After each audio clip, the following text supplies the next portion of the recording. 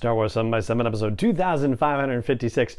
Common Ground is the latest episode from Star Wars The Bad Batch, and that's what we've got on tap for you here. It's our Bad Batch briefing, and the episode features some classic Star Wars tropes and some fun guest voices.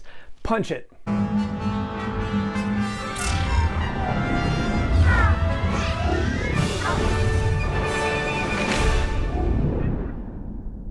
Hey Rebel Rouser, I'm Alan Voivod and this is Star Wars 7 by 7, your daily dose of Star Wars joy, and thank you so much for joining me for it. So Common Ground is episode 10 from season 1 of The Bad Batch, and as I talked about in the previous episode, they had initially kind of set us up for the possibility of a loose 4-episode story arc around the loss and reacquisition of Omega, but then they kind of blew that notion out of the water with the previous episode. So now the way things are shaking out, now that we are 2 episodes into this latest group of 4, an arbitrary group of 4 to be sure, but still kind of the way it's been loosely organized previously.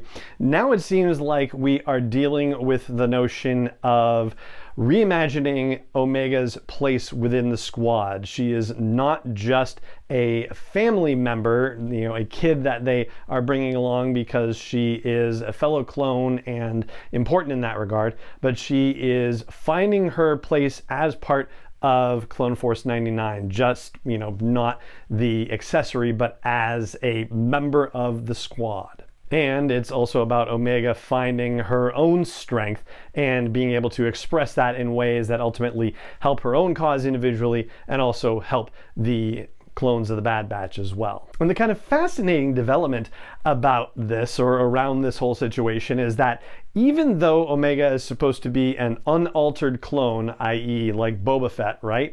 She's also apparently enhanced in some fashion because she is strategic in a way that goes well beyond her years and well beyond what she might normally grow up to be if she weren't involved with the cloners on Kamino. And we find that out because it turns out she's a whiz at Dejarik, the classic game introduced to us all the way back in A New Hope. But that's just, the side part of the episode, basically. The main part of the episode involves a mission that runs counter to the Bad Batch's instincts because it involves rescuing somebody who was a former separatist senator, Avi Singh. And we were just talking about the planet involved, Raxus, the other day because it was a planet that was mentioned in other Star Wars storytelling, and it's just fascinating to see how these things are getting linked up. But the gist of the episode is that the Empire is now an occupying force on Raxus,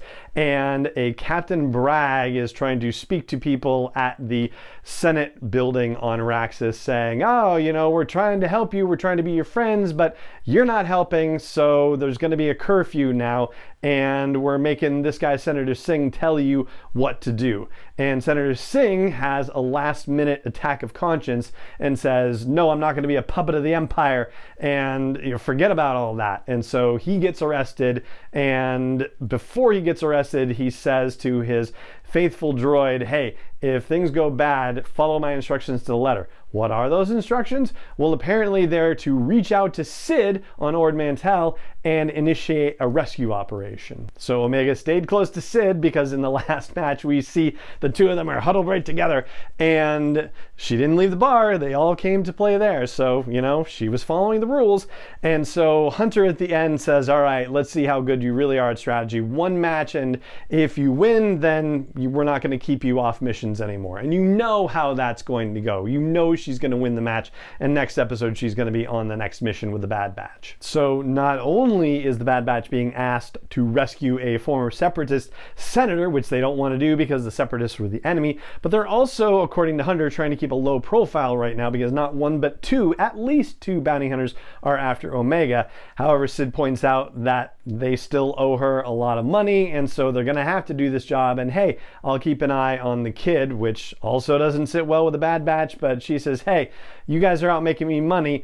If taking care of the kid means that you can make me more money, then great, I'll do it. And then, of course, because Omega turns out to be very good at Dejarik, it makes Sid even more money. But classic Star Wars thing, there's the whole discussion between Hunter and Omega, and, I can't go on the mission? No, you can't, but I want to go on the mission. Well, you want to be a soldier, right? You want to be part of this. You got to be good at following orders. Stay close to Sid and don't leave the bar, right? Those are the orders.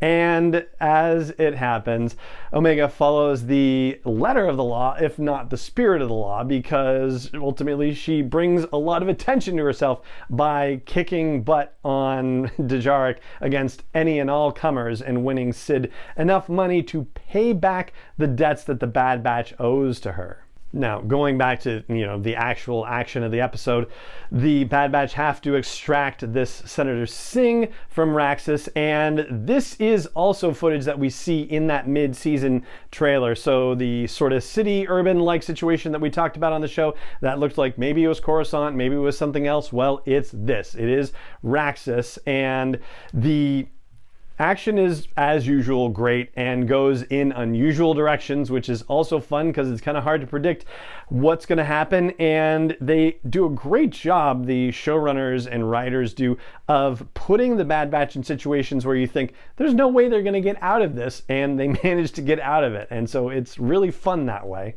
But something that kind of is, I don't know if it's really downplayed, but it's almost sort of, done so quickly that you don't necessarily realize that it could mean something more, is the fact that when Singh says, no, I'm not going to play along, and he's arrested, well, he's detained inside the Senate building, and there's a scene where Captain Bragg has an interrogator droid brought in, and she says, yeah, don't worry, we'll extract what we need from you, and then we'll be done with you. And what exactly is it they're trying to extract from him? All they talked about in the initial part of the episode was that they wanted to, have control of the planet and be friendly with the people there, but they weren't cooperating, so they were going to establish a curfew and blah, blah, blah, and have the senator tell them to be in curfew. But the interrogator droid is not going to brainwash the person and make them stand up and say, you must follow the curfew. So what kind of information were they trying to extract from Senator Singh? That, I think, happened, so quickly and was, over as soon as the Bad Batch ran in and rescued Singh, that we don't know what it was, and we don't necessarily know how important it is, but I feel like it's a detail that we're going to want to keep in mind for future episodes. And that's what I've got for you for this Bad Batch episode, except for the thing that I mentioned at the top about some interesting, voice actor situations here.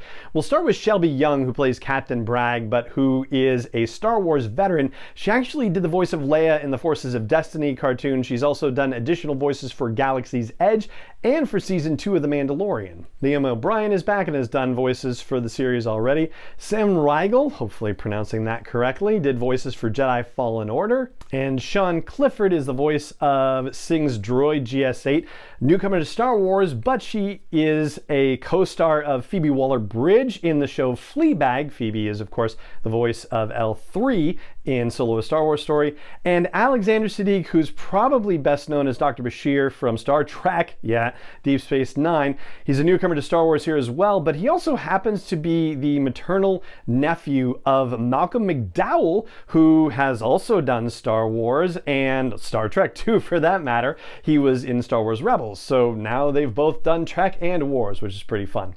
And that is going to do it for the briefing today on Star Wars: The Bad Batch Common Ground. It's episode 10 from season 1, and that's going to do it for this episode of the show as well. It just remains for me to say thank you so much for joining me for it, as always, and may the Force be with you wherever in the world you may be.